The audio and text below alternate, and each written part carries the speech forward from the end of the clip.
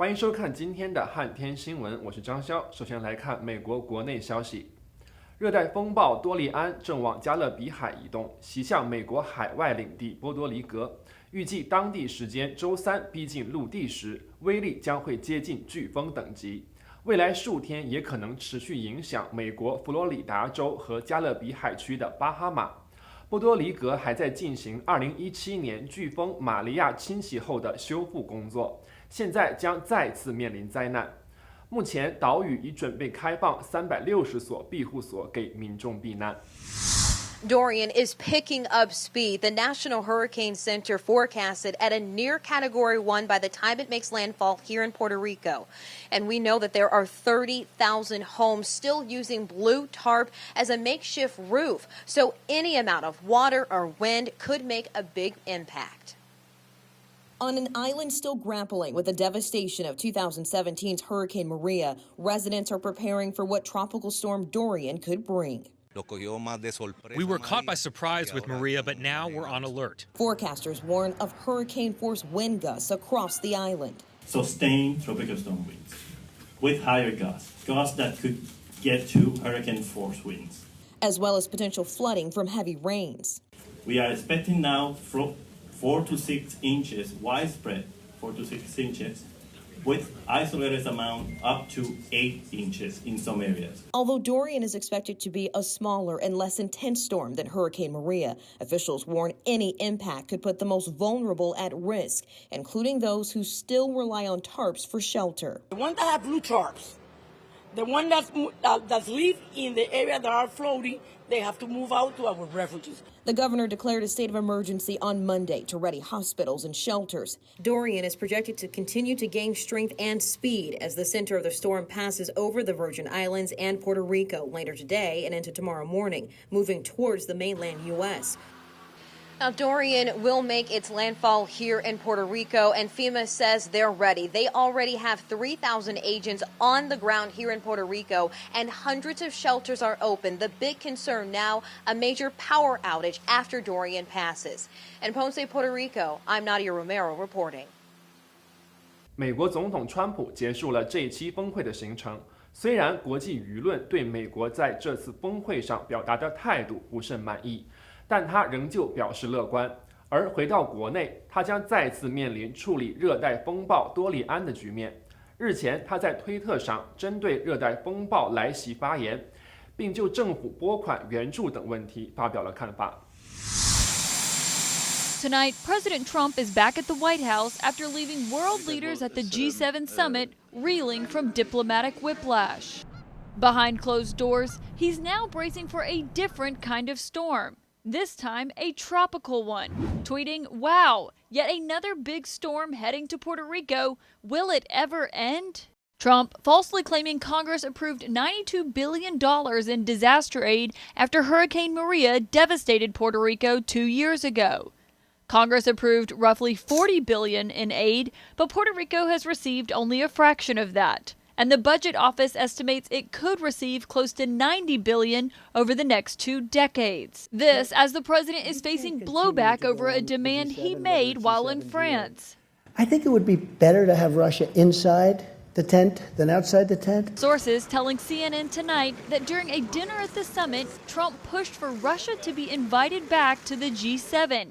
And other leaders, including German Chancellor Angela Merkel and British Prime Minister Boris Johnson, pushed back, arguing Russia is only more anti-democratic since being expelled in 2014 for illegally annexing Crimea. Privately, Trump blamed his predecessor, as he later did publicly. It was a President Obama. I'm not blaming him, but a lot of bad things happened with President Putin and President Obama. Today, a group of top Democratic senators also warning the president that under no circumstance should President Putin be invited to participate in the G7 until the Russian government shows its willingness to behave responsibly both domestically and abroad. The lawmakers highlighting Russian interference in the U.S. election, the nerve agent attack on foreign soil, and continued illegal occupation of territory that's not theirs. Trump is also facing pushback for the mixed messages he's sending in his ongoing trade war with China. The way I negotiate, it's done very well for me over the years. The president says he's confident his tactics will work, but some farmers are losing patience. According to the American Farm Bureau, farm bankruptcy filings were up 13% this year, and loan delinquency rates are on the rise. In the meanwhile, after the G7 summit renewed hopes of U.S. talks with Iran, If the circumstances were correct or the right, I would certainly agree to that. Iranian President Rouhani now says he won't sit down with Trump unless Washington lifts all economic sanctions against Iran. Each country can have their own villa or their own bungalow. And after pitching his golf property in Miami for the location of the next G7 summit, tonight Trump is tweeting no bed bugs at Doral, the radical left Democrats, upon hearing that the perfectly located Doral National Miami was under consideration for the next G7, spread that false and nasty rumor. Not nice. The rumor may not be nice, but it is also not new. A guest sued the club in 2016 after claiming he was bitten multiple times by bedbugs while staying in the Jack Nicklaus Villa, alleging in court documents that he woke up with welts, lumps, and marks over much of his face, neck, arms, and torso after sleeping at the president's property. The Trump Organization denied the allegation and settled the case in 2017 after Trump took office. 据世界卫生组织日前的一份报告，美国目前的麻疹病例达到了25年来的最高水平，并且还在不断增多。而美国国家疾病预防与控制中心的专家则表示，他们有理由相信，按照这种趋势，美国很有可能失去对疫情的控制，而导致极为严重的后果。The incidence of diseases such as measles, mumps, and rubella are at an all-time low. So low that in the year 2000, the World Health Organization declared that measles was eliminated in the United States. Now, CNN is first to report that the U.S. Centers for Disease Control and Prevention says there's a, quote, reasonable chance that the U.S. will lose its measles elimination status as early as October 1st. Dr. William Schaffner is a longtime advisor to the CDC on vaccine issues. Losing the elimination status of measles is an embarrassment. Public health will be embarrassed. It's like having a black eye. So why did measles return?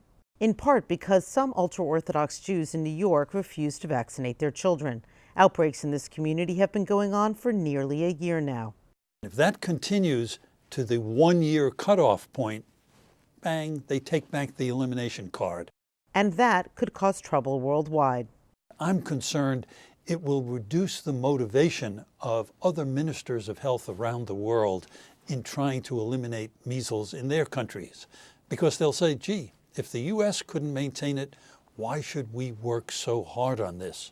And that could lead to more deaths. Already, tens of thousands of people, mostly young children, die of measles each year globally. Doctors hope that once the current outbreak ends, the CDC and others will do a better job of combating anti-vaccine propaganda on social media, lies that encourage parents to ignore science and could cost the United States a great public health achievement. 美国各地的治安状况越来越令人感到担忧。仅仅在上周末2天之内，密苏里州的圣路易斯就发生了多起恶性谋杀案件。其中最为惨烈的是一个家庭中有3人遭到杀害。目前警方正在针对这一事件展开深入调查。It's just like the happy memories that we had ain't even enough. It's just.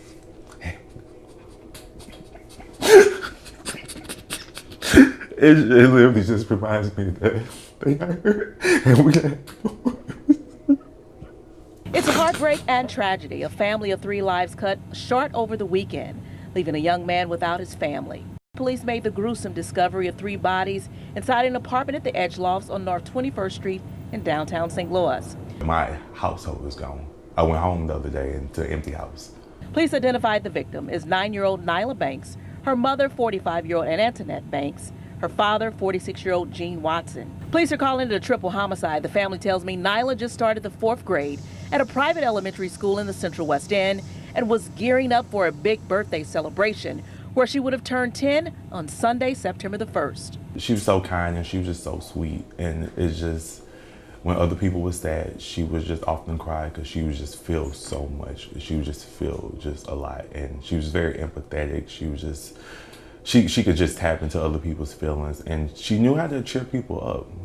And she was just so kind. She was just so smart. Her oldest brother says Nyla was a joyous little girl. Her mother described as sweet and loving. Her father adored his children. Police said 2 of the victims were shot and 1 stabbed. You hear about the kids shooting a lot, but you hear about them just being caught in the crossfire and just not actually being targeted. But this right here, this was murder. Now police are trying to figure out what happened and why. 弗吉尼亚州警方日前逮捕了一名嫌犯，被控曾谋杀3人，其中包括当地一位联盟职业棒球运动员比文斯的妻子和孩子。据悉，嫌犯是比文斯妻子的弟弟，年仅18岁，但已残忍犯下多起谋杀罪行，包括谋杀自己的亲属。他的家人日前拒绝面对镜头对事件发表评论。Violence erupts in Virginia Tuesday. Our office received a call from a neighbor just down the street advising us that they believe someone had been shot. 3 people found dead in Pittsylvania County. This was a shock to our community, to anybody's community when something like this happens. And it's just a reminder of how fragile life is. 2 of the victims are the wife and child of minor league baseball player Blake Bivens, according to ESPN. Bivens is with the Montgomery Biscuits, a part of the Tampa Bay Rays organization. According to ESPN, the suspect is Bivens' 18-year-old brother-in-law, who police have named as Matthew Bernard. He has been arrested on 3 counts of first-degree murder. Local media reported that Bernard attacked a groundskeeper at a Baptist church while on the run. I never dreamed nothing like this had ever happened to me, and didn't wish it hadn't happened. I'm not one to get involved in something like this. Authorities say they placed 3 schools in the area on lockdown, and about 100 officers from various agencies responded to the scene. They eventually captured him and took him into custody. I would say the immediate threat is gone to this community today, if that would be of some help. But it's a call for vigilance for all of us. It's unclear whether Bernard has an attorney or what plea he will enter. Family have so far declined to comment. I'm John Lawrence reporting. 目前，一对来自阿拉巴马州的夫妻正面临刑事指控，他们被指控饿死了自己3岁的儿子，另一个孩子也因为饥饿危在旦夕，仍在接受抢救。社区民众对这对夫妻的行为感到愤怒和不能理解，要求执法机构伸张正义。Huntsville Police Department investigator Jay Johnson was the only witness at Ashley Catron's preliminary hearing. He said police followed up on a call to paramedics about an unresponsive child at a home on Maple Ridge Boulevard. Madison County Assistant District Attorney Tim Douthit summed up what they found. The testimony that came out there today is that when they showed up, the children, both of them, the 3- and 4-year-old, were extremely emaciated.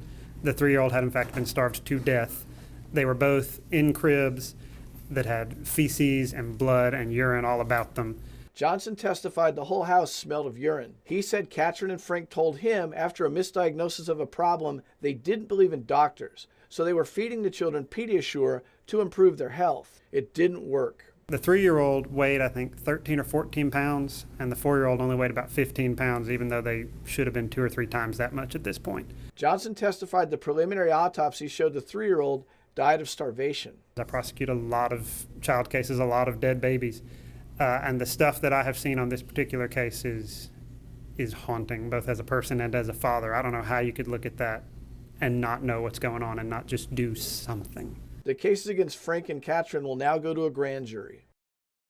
休息一下，马上回来。